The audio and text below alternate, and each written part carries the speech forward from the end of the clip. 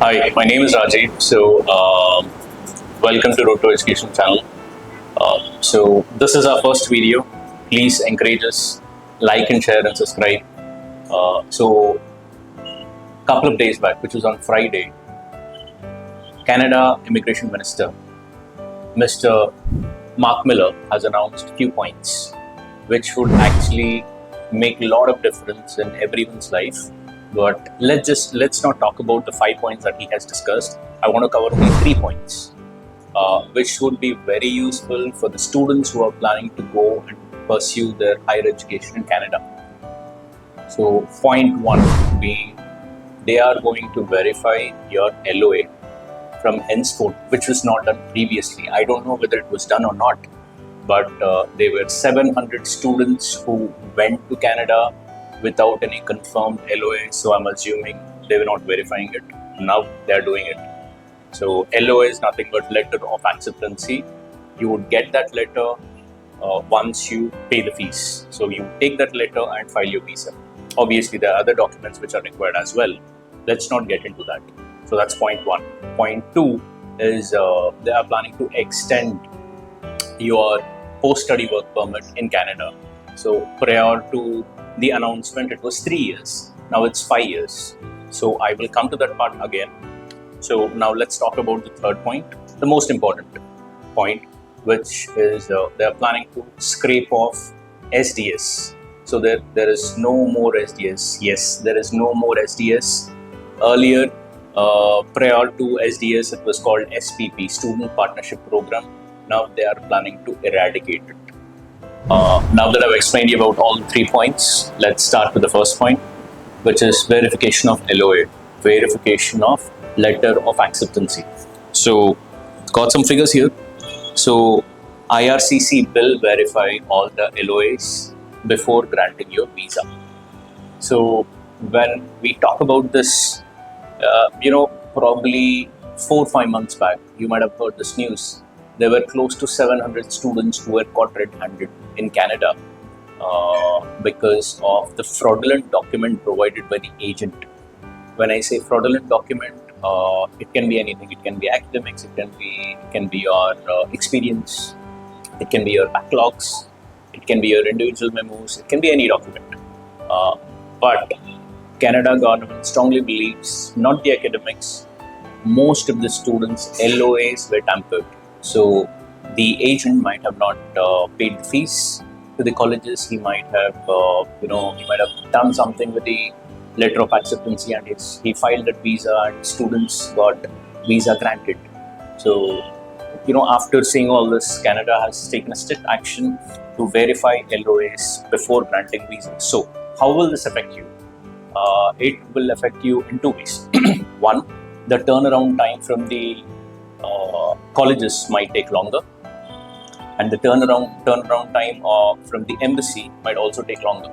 So, with the ongoing diplomatic issues that were between Canada and India, you might have also know about this. Whatever is happening between Canada and India, already the turnaround time for the visa is slightly increased, because most of the diplomats who were in India were they were sent back home with this LOA, with diplomats issue.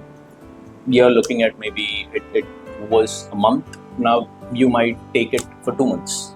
So this is LOA that you need to watch out. So if you are planning to go to Canada, ensure you plan way ahead before you apply for your application.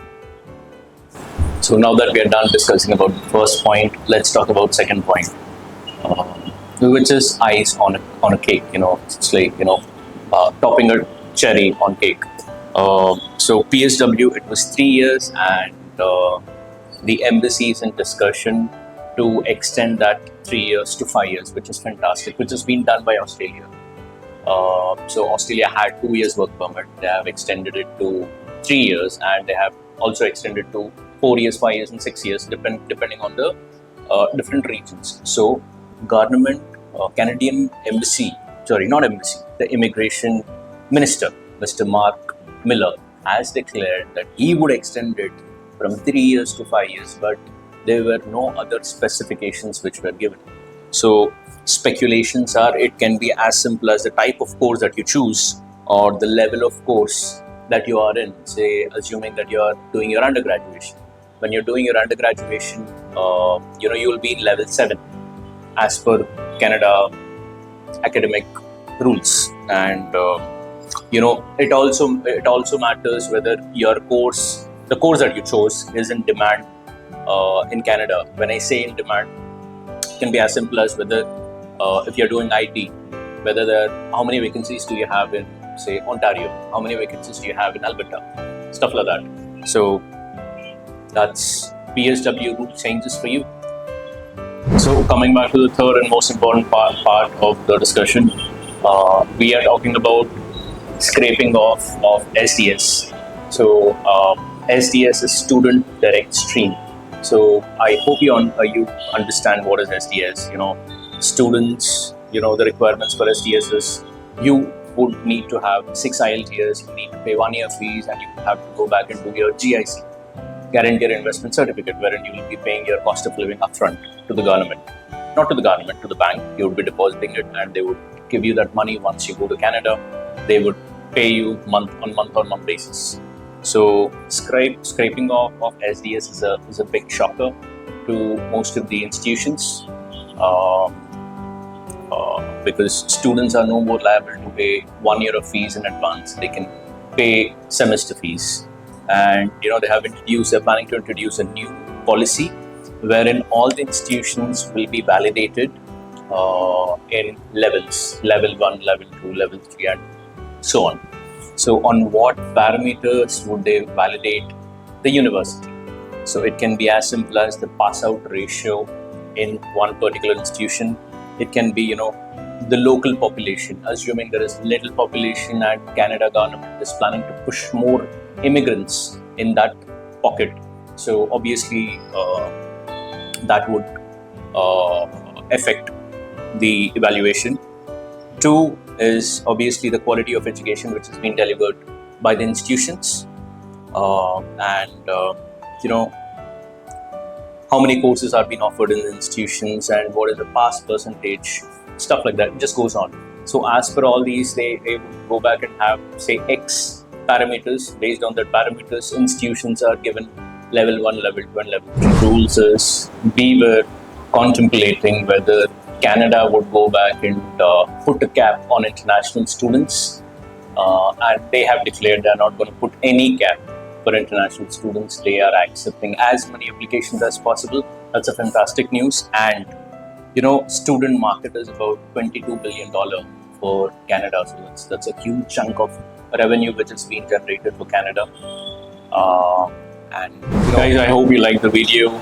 If you liked, please like it, share it, comment, and leave comments if you want me to discuss or if you want me to explain about anything related to student.